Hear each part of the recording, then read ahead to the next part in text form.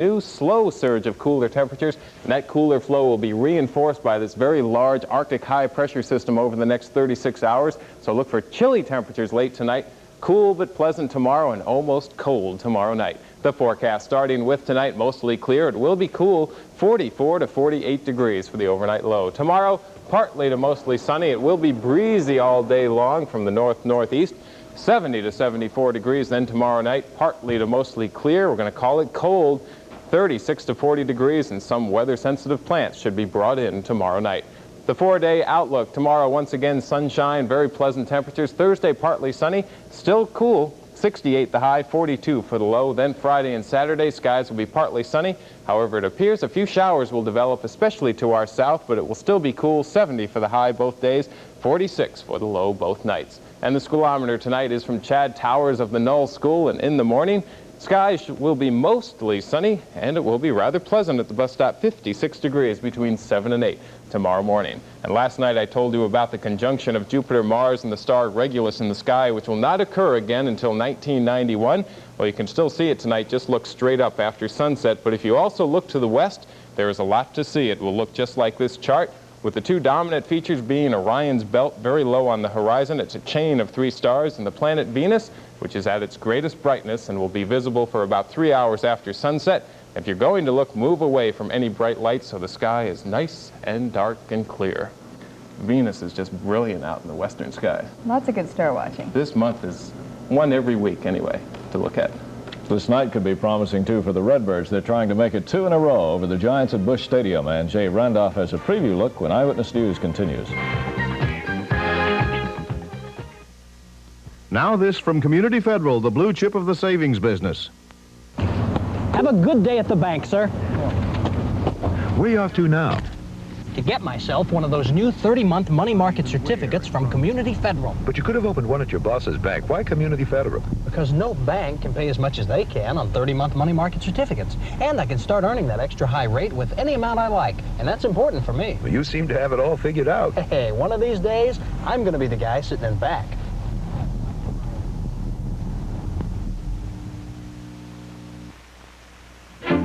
We take the nut very seriously at the Fisher Nut Company. We take peanuts and pecans, Brazils and cashews, and give them lots of loving care. It's how we roast them that makes them good as can be at the Fisher Nut Company.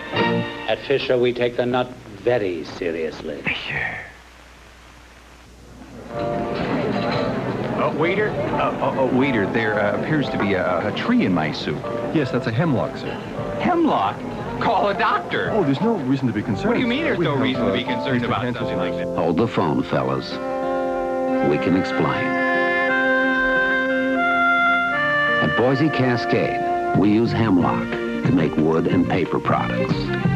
And we use some of what's left over to make a yeast that's added to soups, gravies, and snack foods to boost their protein and vitamin B content. We also use other leftovers to make other useful products, like chunk bark, particle board, and pulp. Using all we can of every tree we harvest helps provide the jobs, wood, and paper products all of us need, while sustaining the forests all of us love. Boise Cascade, a company worth looking at. As you know, the Cardinals have been having a hard time on the homestand, doing pretty good on the road. Well, now tonight they have a chance to even it up. Yeah, they have a chance to do some good. 2 in a row. Don Hood could win. He gets the starting shot tonight for the Redbirds. They go for 2 in a row against planned for September 6th. If you'd want more information on that, plus free maps of area bike routes, group events, and the like, send a self-addressed. Bested the Giants 9-5 as Pete Vukovich picked up win number 5 last night. 2 games in the majors this afternoon. Rain delay at Montreal. They've started playing again after more than a 3-hour rain delay at Olympic Stadium. Houston leading Montreal 5-1 in the 6th inning. San Diego shut out Chicago 4-0. A wild and woolly and rather ugly game last night as the Chicago White Sox beat the Milwaukee Brewers 11-7. Milwaukee's Robin Yount opened the fourth inning with a home run off Chicago's Mike Proley to give the Brewers a 7-6 lead. 2 outs later, trouble erupted when Proley hit Ben Ogilvie on the ankle. Ogilvie broke for the mound with White Sox catcher Bruce Kim trying to restrain him as he and Proley got into it, both benches emptying in what became more of a wrestling match than anything else. Brewers coach Larry Haney, number 12, was able to pull Ogilvie away from the main event. The only casualty was White Sox manager Tony La Russa, who suffered a dislocated left shoulder trying to act as peacemaker. Ogilvie escaped injury when he had to duck a couple of full beer cans thrown from the crowd. Several other players were searching the grass for a contact lens, and security forces, off-duty police, gathered at the Milwaukee dugout when several more so-called fans served beer showers. Order finally was restored, and the game proceeded. The White Sox went ahead for good in the last of the sixth when Lamar Johnson hit this 2-run homer off Dan Boitano. Against the win, his 5th of the year. 2 more runs were added, and the White Sox beat the Brewers 11-7. Greg Gumbel for NBC News, Chicago. And the New York Islanders can knock out the Buffalo Sabres with a win tonight in their best-of-7 Stanley Cup semifinal series. Buffalo must win at Uniondale, New York to keep the series alive. In the other National Hockey League semifinal, the Philadelphia Flyers, leading 2-1, play Minnesota in Bloomington. The football Cardinals have released the veteran nose tackle Charlie Davis. Davis, a starter last season, played out his option and became a free agent last February. The Missouri basketball program has scored big again. The Tigers have signed 6'8" Richie Johnson, a giant guard from New Albany, Indiana.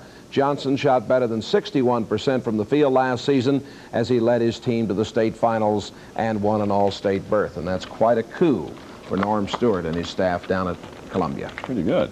Thanks, Jay. We'll show you the China connection right here in St. Louis next on Eyewitness News.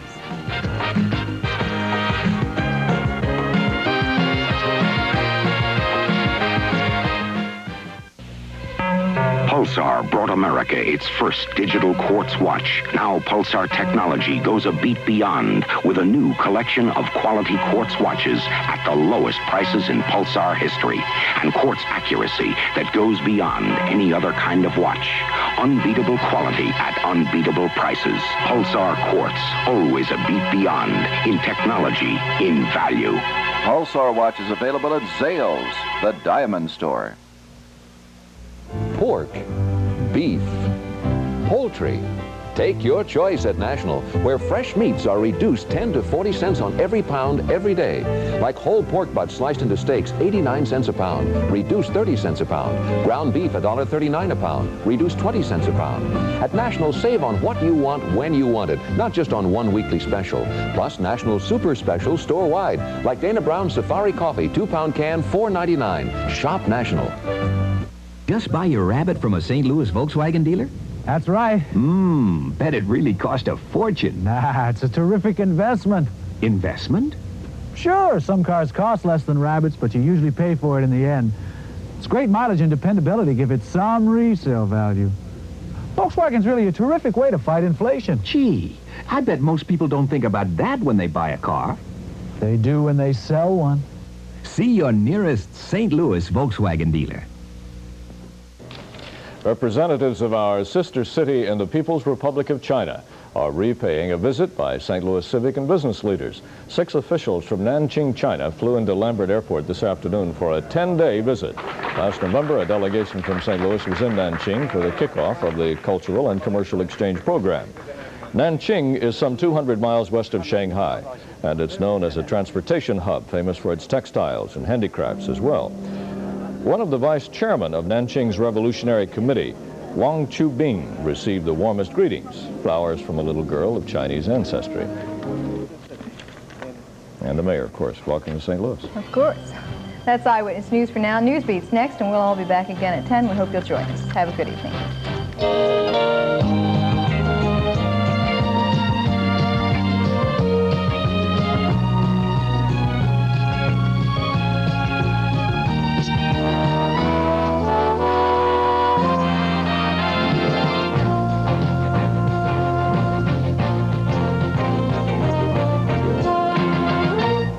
You're not going to do this, are you? You're having a heck of a time out there tonight, You're not going to do this, are What? you? Good? Yes, indeed. Folks, this is the Newsbeat program, the fearless Newsbeat program, and tonight, my partner Dick Ford has decided to give a dumb award to the 8th District Police Station. No, he makes all these decisions on his own. I did. Except when he's not here. And do you do anything for exercise at all? I do a lot of things. Yeah, I hunt and fish. You really? Yeah. Yeah. Yeah, you ever ride a bike?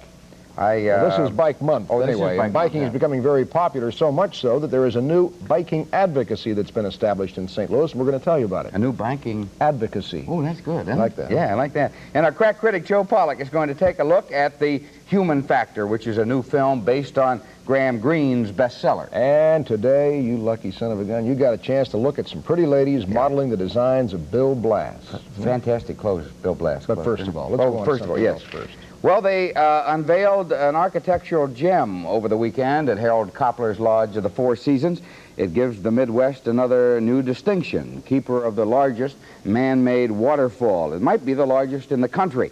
It is a towering work of art, 5 stories high, the centerpiece of an atrium that's part of Copler's multi-million-dollar expansion at the Lodge. The waterfall was constructed by the Lodge's genius in residence, a guy named Mr. Buffy, and we got together with him for this edition of Oval at Large. Buffy, of Japanese descent, has spent years on the Copler staff. Many consider him by far the most creative, and he's proven it once again. When Copler called for a waterfall, Buffy went to work, working not from blueprints like other builders, but from what he calls visions. It helped him shape and mold and form tons of concrete, rocks, and soil in what is to be his masterpiece. Through some quirk of nature and Buffy's ingenuity, the water rolls in from the lake at one level, then falls 5 stories and ends up back in the lake. Along the way, the lake water cascades and twists and turns through a lovely, peaceful Japanese garden of plants and foliage and oriental statuary. I spoke with Buffy about his effort here and with Susie Brown, the daughter of Harold Copler and a vice president of Copler Enterprises. So Papa's always been an innovator and a conceptualizer, if that's the word, and this was his idea. I just wonder if it's something he thought about over a long period of time or whether it just sprung into his mind one day. No, he's always thought about it. Dad's always been 5 years ahead of himself. He's wanted to maintain this. We have a generation that's been in the hotel business about 4 generations. Yes.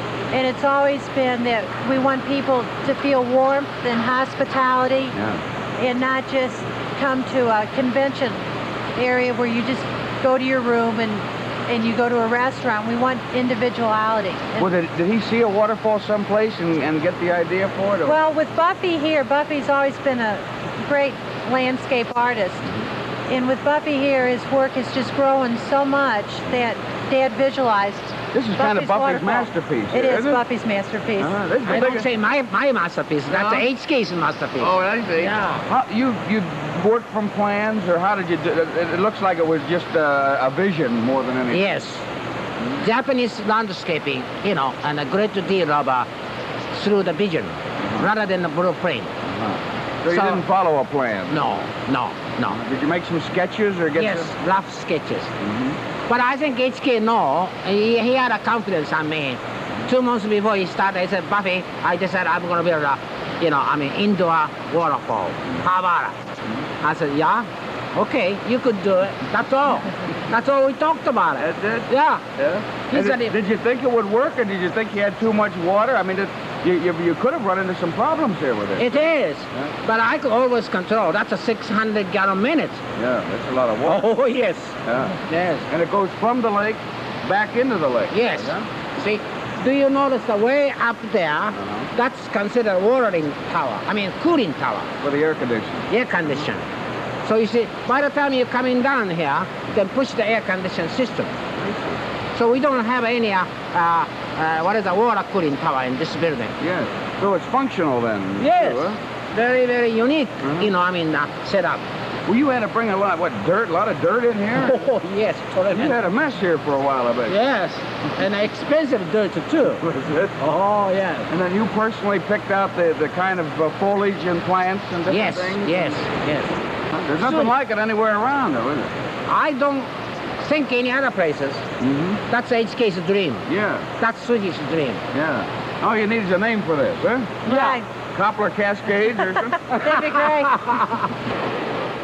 Several times a day, Buffy is out there crawling over the rocks and the plants with the ease of a mountain goat. He waters and trims and prunes his waterfall like a mother caring for a new child. This is Buffy's baby, and on each floor it's surrounded by guest rooms that overlook it.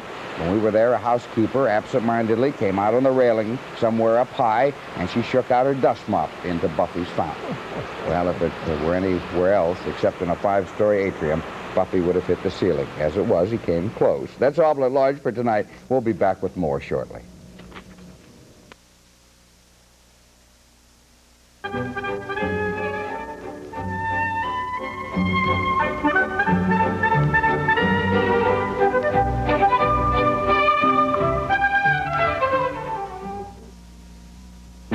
Famous Bar's Jewelry Jubilee, shining with savings on gold. Save 50% on shimmering, dazzling gold chains that go to every length, all in precious 10 and 14 karat gold. And you'll save 50% on every 10 and 14 karat gold chain in our stock. Come in, catch the shimmer.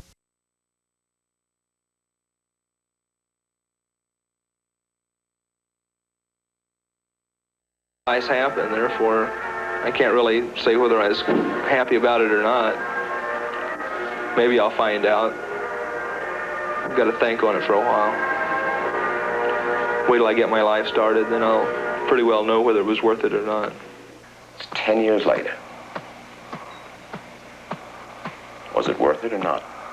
Well, I don't know if the sacrifice is still worth it, but I know that going for me was worth it, because I'm more at ease in my mind about going.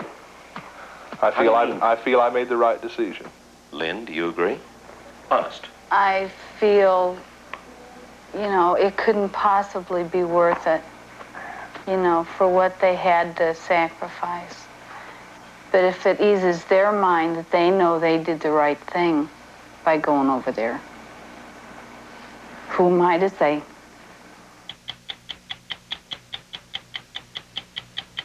Chrysler's building good cars, the right kind of cars.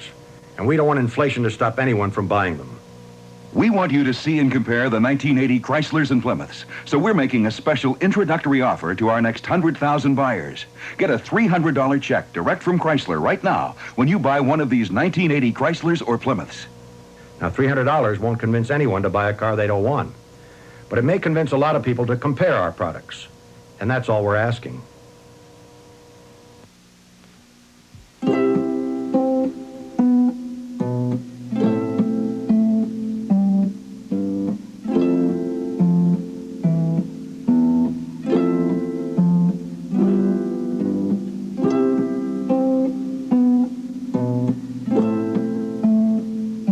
Remember this, a Rhine wine by any other name is not the same. Next time you wonder what white wine to drink, think of Gallo Rhine.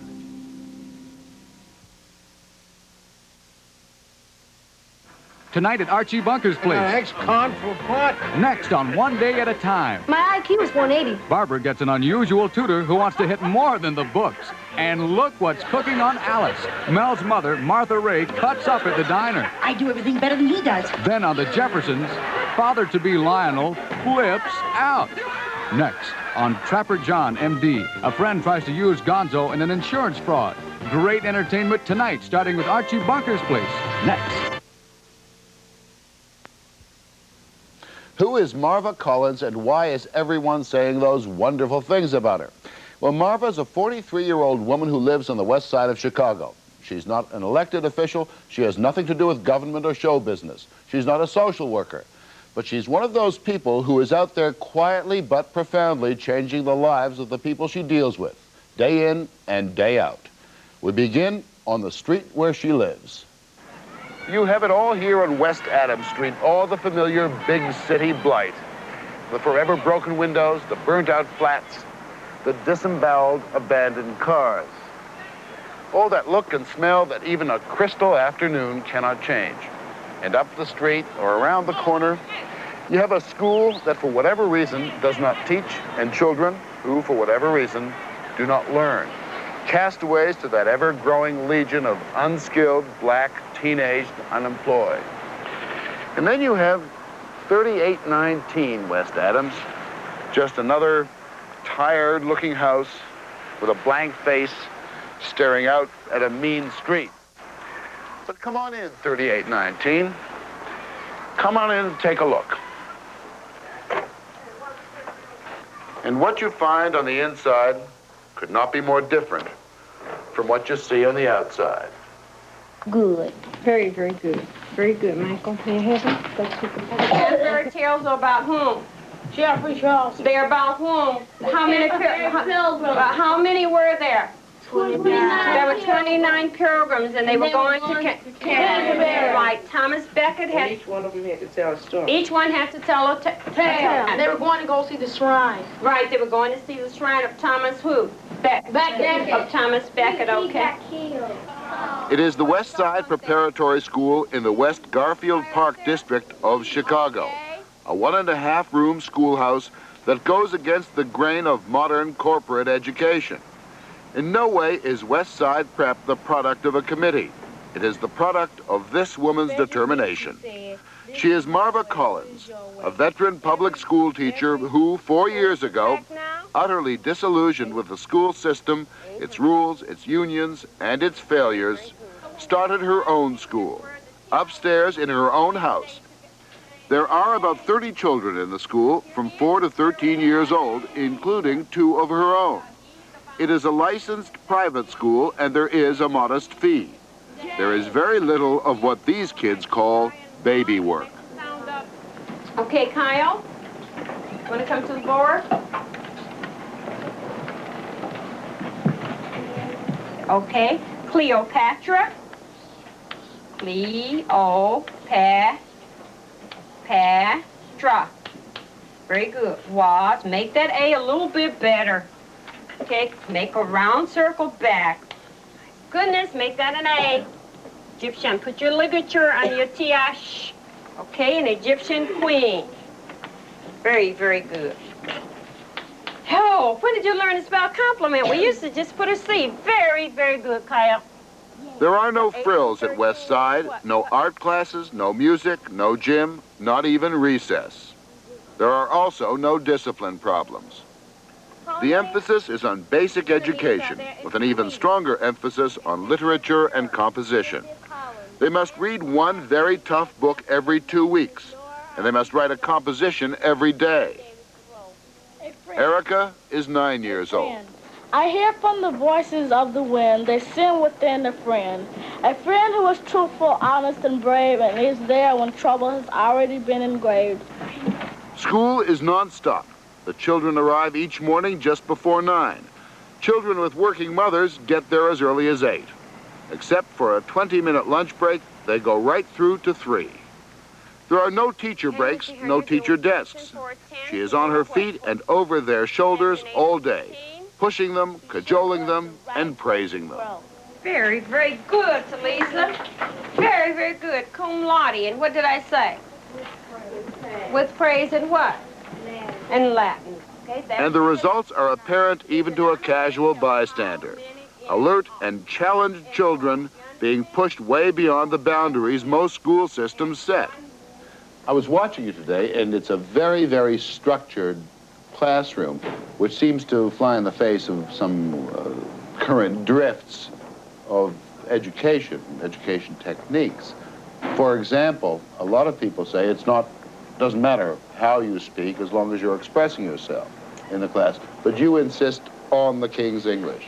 If children are going to go out into the world and command a job in our society, they have to be able to speak standard English. No one wants to hire a secretary who cannot spell. No one wants to hire a president of a corporation who is not articulate. I think we need to stop saying this is all right for this area and become more universal. Marva unashamedly imbues her class with her own values. Some might call them predictably middle class, but no one can doubt her commitment. She is not a product of the black inner city.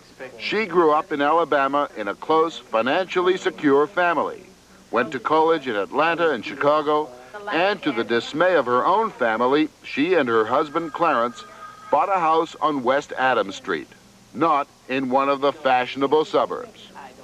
I notice a very strong moral tone in the class, in the kids' essays, and in your teaching. You are always moralizing. Even when the 4-year-olds begin to read The Little Red Hen, I point out the moral that if you don't work, you don't eat. I never miss that opportunity. Children want structure. I think we've given them so much freedom that they really don't know what to do with it. I think they're really destroying themselves.